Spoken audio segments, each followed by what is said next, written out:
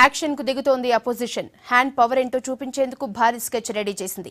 ఏడాది కింద చెప్పిందేంటి, ఇప్పుడు చేస్తున్నదేంటి అంటూ సర్కార్పై దండయాత్రకు సిద్ధమైంది. కేడర్లో జోష్ నింపాలని డిసైడ్ అయింది కాంగ్రెస్ పార్టీ. కేసీఆర్ ఇచ్చిన హామీలపై కాంగ్రెస్ ప్రత్యక్ష ఆందోళనకు సిద్ధమవుతోంది. ఎన్నికల ముందు ప్రచారం నుంచి ఇప్పటి వరకు కేసీఆర్ ఇచ్చిన హామీలేంటి, అందులో ఎన్ని అమలు చేశారు లాంటి అంశాలను ప్రజాక్షేత్రంలోకి తీసుకువెళ్లేందుకు సిద్ధమవుతున్నారు. పార్టీ ఫిరాయింపులు, ఓటుకు నోటు వ్యవహారాన్ని ప్రజల మధ్యనే తేల్చుకుంటామని అంటున్నారు కాంగ్రెస్ నేతలు. రేపు పార్టీ కోఆర్డినేషన్ కమిటీ సమావేశంలో భవిష్యత్తు కార్యాచరణపై నేతలు చర్చించనున్నారు.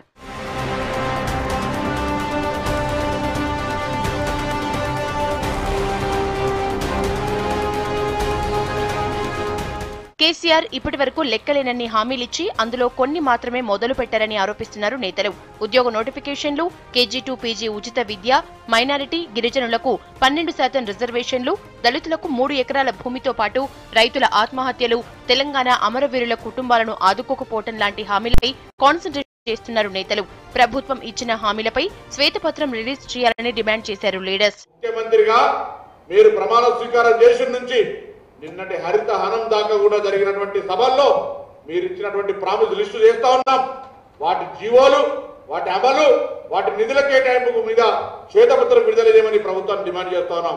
అందులో బలైన వర్గాలకు ఇచ్చినటువంటి మీ యొక్క శాతం ఎంత కూడా అనేటువంటి మాటని సందర్భంగా అడుగుతున్నాం. కానీ అవేం పట్టనట్టుగా నిరంకుశత్వంగా, నియంతృత్వంగా, అరాచకత్వంగా నేను పరిపాలిస్తానని చెప్పింది వినాలంటాను.